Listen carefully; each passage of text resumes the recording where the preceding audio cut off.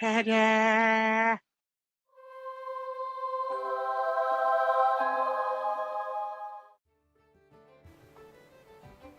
For this 3-minute rules, we will be looking at the characteristics profile and characteristics tests, including leadership tests.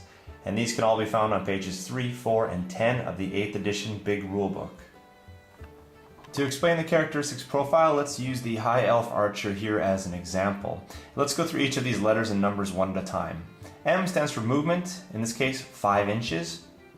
WS is weapon skill, and that is the ability to fight in close combat. In this case, weapon skill of 4. BS is ballistic skill, that is the ability to shoot artillery weapons, and the ballistic skill in this case is 4.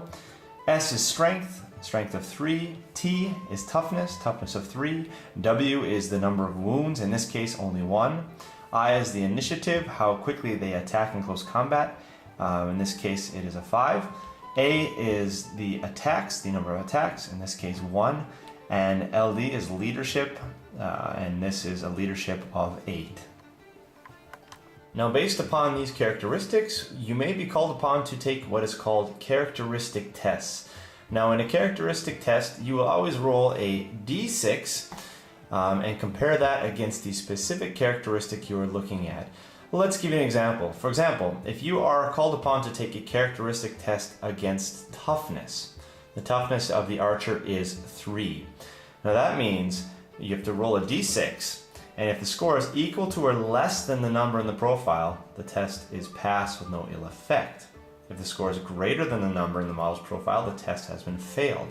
So in this case, we should roll this, and if we roll a 4, 5, or 6, we fail the test. And that is a 6, so we would fail the test. Now, if we were, for example, to look at initiative, the initiative of the archer is a 5. So if we were to roll this, we would have to roll a 6 to fail. In this case, we rolled a 2, so we passed.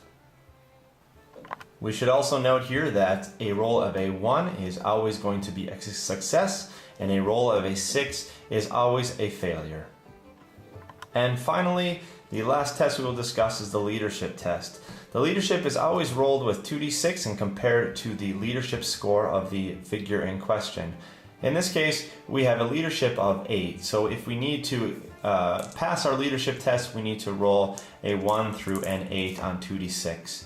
We roll a 7, so we have passed the leadership test. Were we to roll a 9, 10, 11, or 12, we would have failed.